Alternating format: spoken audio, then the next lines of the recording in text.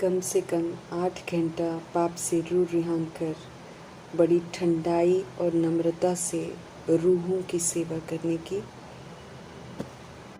सेवा में सफलता प्राप्त करने के लिए माया के भूतों से स्वयं को मुक्त करने की। जो कुछ हम देखते हैं वो सब विनाश होना है, इस बात को, इस सत्य को यथार्थ समझने की। घर वापस जाना है, फिर सुखधाम में आना है, इसलिए स्वयं को सतोगुणी और सतयुगी बनाने की। ड्रामा के सत्य से परिचित कराने वाले सत्य परमपिता परमात्मा की हम आत्माओं के लिए आज की मुरली से शिक्षा। सच्चे परमपिता परमात्मा का संग मिला है, एक एक बात की सच्चाई बताते हैं मीठे परमात्मा, और झूठ खंड की मान्यताओं से गिरती हुई रीति रस्मों से बाहर निकालते हैं। इसलिए अटल निश्चय द्वारा उनकी बताई हुई विधियों और युक्तियों को अपनाकर हम सब सहज ही विजय का अनुभव कर सकते हैं। सदा हर्षित, सदा निश्चिंत रहने का वरदान प्राप्त कर सकते हैं। जो प्रभु में निश्चय रखते हैं और उनकी शिक्षाओं को, उनके डायरेक्शन को मानकर चलते हैं, वे सहज ही विजय प्राप्त कर लेते हैं। निश्चय की निशानी ही है सहज विजय। परंतु वरदाता परमपिता परमात्मा समझ दे रहे हैं कि निश्चय सब बातों में चाहिए, अर्थात सिर्फ परमपिता परमात्मा में निश्चय न हो, बल्कि साथ साथ स्व में, परिवार में और ड्रामा में भी निश्चय चाहिए। परमपिता परमात्मा तो सदा कल्याणकारी हैं, सच्चे हितैषी हैं, शुभ भावना, शुभकामनाधारी हैं। उनके रहते हम आत्माओं का अकल्याण तो हो ही नहीं सकता है। उनमें निश्चय के साथ साथ अपने में भी निश्चय चाहिए कि मैं कल पहले वाली विजयी आत्मा हूँ। कल पहले भी मैंने विजय प्राप्त की थी, अभी भी कर रही हूँ और आगे भी करती रहूँगी। ब्राह्मण परिवार में भी निश्चय चाहिए। सभी एक दूसरे को उत्तम बनाने के निमित्त हैं। संगठन में आकर ही धारणाओं का सबूत दे सकते हैं। संबंध संपर्क में आते हुए ही पास्ट के बंधनों को, हिसाब किताब को चुकता कर सकते हैं और नए रूहानी संबंध बना सकते हैं। 7 गुणों को, दैवी गुणों को व्यवहार में लाकर सहयोग देकर फिर से सतोगुणी सतयुगी बनते हैं। तो ब्राह्मण परिवार में से भी हमको संतुष्ट रहना है। ड्रामा के हर दृश्य में भी संपूर्ण निश्चय है, भले उसमें विपरीत परिस्थितियां हो, विघ्न हो, ऑपोजिशन हो, जो अच्छे अनुभव नहीं होंगे, लेकिन हर दृश्य में संपूर्ण निश्चय हो। किसी भी बात में निश्चय हमारा डावाडोल न हो। निश्चय सदा स्थिर हो कि हर सीन में ही कल्याण समाया हुआ है। ड्रामा अति एक्यूरेट है, उसमें कुछ भी ऊपर नीचे नहीं होता है। इसलिए ड्रामा में संपूर्ण निश्चय है कि जो हुआ वो भी अच्छा हुआ, जो हो रहा है वो भी अच्छा, और जो होगा वो तो अच्छे से अच्छा होगा, क्योंकि प्रभु जी बिल्कुल हमारे साथ हैं। विजय हमारी निश्चित है और वो टल नहीं सकती है। ऐसा निश्चय बुद्धि होकर हमको रहना है। कोई क्वेश्चन नहीं, कोई करेक्शन नहीं कि क्या हुआ, क्यों हुआ, ऐसा नहीं होना चाहिए, वैसा होना चाहिए था। ड्रामा का राज प्रभु जी ने स्पष्ट किया हुआ है। हम सब खुद ही ड्रामा बनाते हैं। अब उसे क्लोज करना है, नए सिरे से फिर ड्रामा शुरू होना है। इसलिए प्रश्नों से पार रहते हुए, श्रीमत पर चलते हुए हमें सदा निश्चिंत, सदा हर्षित रहना है, क्योंकि सभी में कल्याण समाया हुआ है। इस विधि से चलेंगे तो सब सेटल हो जाएगा। नहीं चलेंगे, क्वेश्चन करते रहेंगे तो परेशान होते रहेंगे, हिसाब किताब अपना बढ़ाते रहेंगे। बिंदी लगाकर, 3 बिंदियों की स्मृति का तिलक लगाकर वो करते जाना है जो मीठे परमात्मा हम आत्माओं को कहते हैं।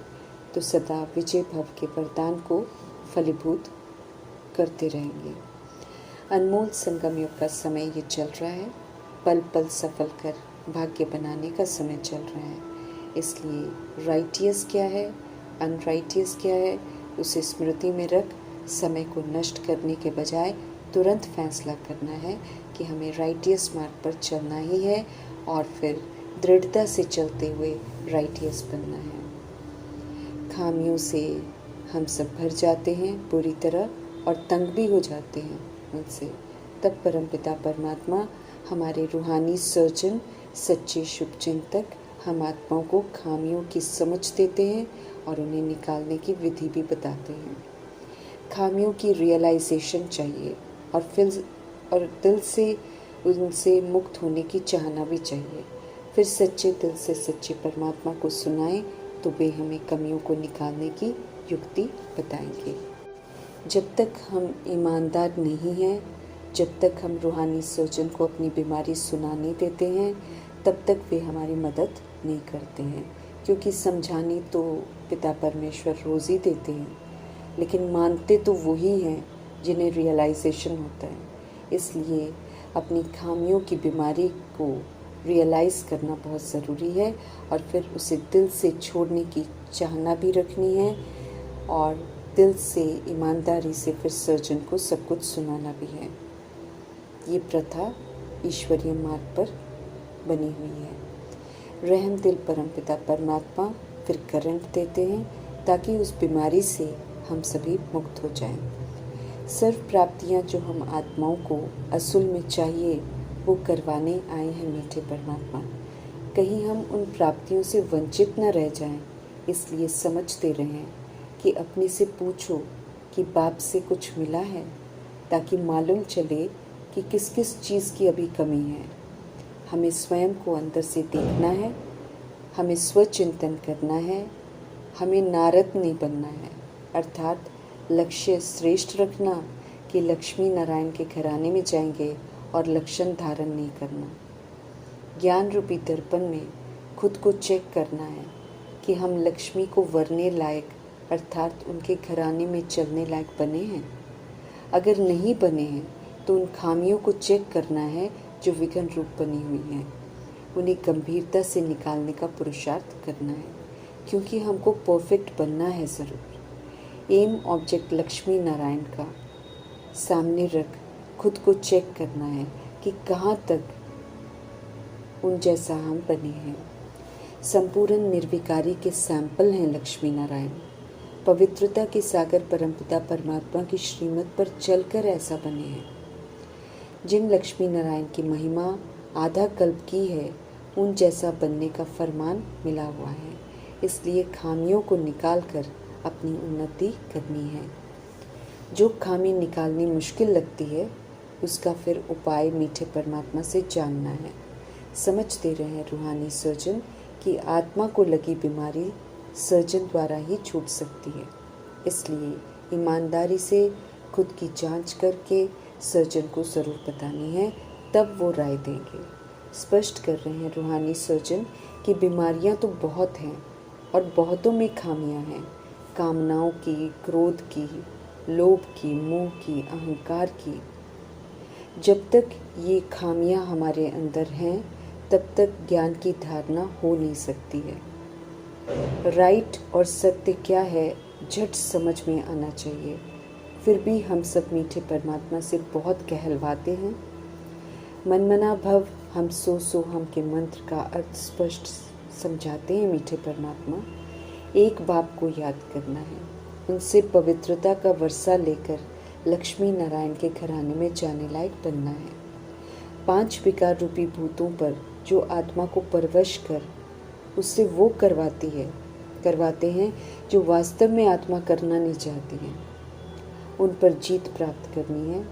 दुखों का कारण ये भूत हैं, ये मीठे परमात्मा से अभी समझ मिलती है। उसका निवारण है कि बहुत काल तक हमें अब इन विकारों को यूज़ नहीं करना है, बदले में सत्यता और दिव्यता को ही यूज़ करना है। जो भी विकार रूपी भूत हमें तंग करते हैं उसे अपने मुख द्वारा कन्फेस करना है रूहानी सर्जन के सम्मुख। आँखों पर कड़ी नज़र रखनी है, क्योंकि ये बहुत धोखा देने वाली है। इनसे देह को देखना ही नहीं है। अपने को आत्मा समझ, दूसरे को भी आत्मा समझने का अभ्यास करना है। इसी युक्ति से कोई भी बीमारी जो है वो निकल जाएगी। हम सभी आत्माएं भाई भाई हैं, शरीर नहीं है। इस सत्य को रियलाइज़ करना है। सभी आत्माओं को अभी वापस घर चलना है। जाने से पहले सतोगुणी बनने का, बेदाग हीरा 16 कला संपूर्ण बनने का, सर्व गुणों से संपन्न, संपूर्ण निर्विकारी, मर्यादा पुरुषोत्तम, संपूर्ण अहिंसक बनने का होमवर्क मिला हुआ है। इसी के आधार से इज्जत से घर वापस जाएंगे और फिर नई दुनिया में इज्जत से सचखंड में आएंगे। तो अपनी चेकिंग हमको करनी है, कौन से गुणों से संपन्न बने हैं और कौन से अवगुण रह गए हैं। सर्जन से शेयर करना है तो वे करंट देंगे, छिपाएंगे तो मदद नहीं करेंगे। सत्य बात को याद करते रहेंगे तो भूत भाग जाएंगे। सर्जन को बताएंगे नहीं, खुद को ठीक नहीं करेंगे तो घाटा पड़ जाएगा। भूतों को भगाने की ताकत सिर्फ एक परमपिता परमात्मा में ही है, इसलिए उनसे ही अपनी प्रॉब्लम शेयर करनी है। माया विघ्न डालती है, माया परीक्षा लेती है। जो ये यथार्थ समझते नहीं, वे हार खाकर झड़ जाते हैं। मीठे परमपिता परमात्मा का फरमान है, माया जीत बनो। प्रभु से मिल रही समझाने को अमल में लाएंगे तो माया नहीं पकड़ेगी, वरना तो माया रूपी अजगर निगल लेती है, अर्थात पूरा घेराव डालकर अपना बना लेती है और फिर दुख देती है। पारलौकिक बाप हम आत्माओं के अविनाशी पिता हैं, एक ही बार संगम युग में आते हैं। नर्क को बदल स्वर्ग बनाने के लिए आते हैं। उनके स्वर्ग में जाना है तो फिर स्वर्गवासी बनना है, जो कि उनकी श्रेष्ठ मत पर चलकर ही हम बन सकते हैं। सेवा भी हमें ज़रूर करनी है, मंदिरों में जाकर भी करनी है, ताकि उन्हें भी युक्ति से शिव परमात्मा की, देवताओं की बायोग्राफी बता सकें। परंतु ध्यान रखना है कि जो भी कहना है वो ठंडाई अर्थात शीतलता और नम्रता से बात करनी है। जब प्रभु ने हम आत्माओं को जगाया है तो हमें भी औरों को जगाना है। ये शरीर एक इंस्ट्रूमेंट है, विनाशी है, ख़त्म हो जाना है, इसलिए इनसे ममत्व निकाल देना है। हम आत्माओं को पावन बनकर शरीर यहाँ छोड़कर बाप के पास जाना है, उन्हें याद करना है। हमें देही अभिमानी बनना है, अर्थात आत्मा हूँ, परमात्मा की संतान हूँ, परमधाम निवासी हूँ, मैं सतुगुणी हूँ। इस शुद्ध अभिमान में रहते हुए सभी के साथ शुद्ध व्यवहार करना है। जितना देही अभिमानी हम बनते जाएंगे, उतना प्योरिटी की चमक और आकर्षण बढ़ता जाएगा। कायदे से सच्चाई जानने के बाद अपनी देह से, पुरानी दुनिया से पूरा वैराग हो जाना चाहिए। ये पुराना चोला अर्थात शरीर तो छोड़ना है, इनमें कोई ममत्व नहीं रखना है।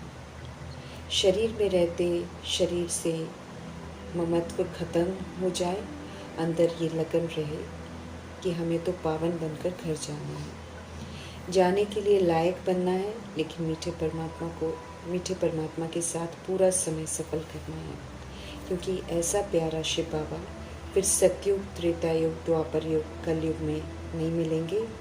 फिर से कलयुग के अंतिम 100 वर्षों में जाकर मिलेंगे, वो भी तब जब हम उन्हें पहचान लेंगे और उनके बन जाएंगे। बाप की याद में रहते हुए उनके साथ का अनुभव करना है।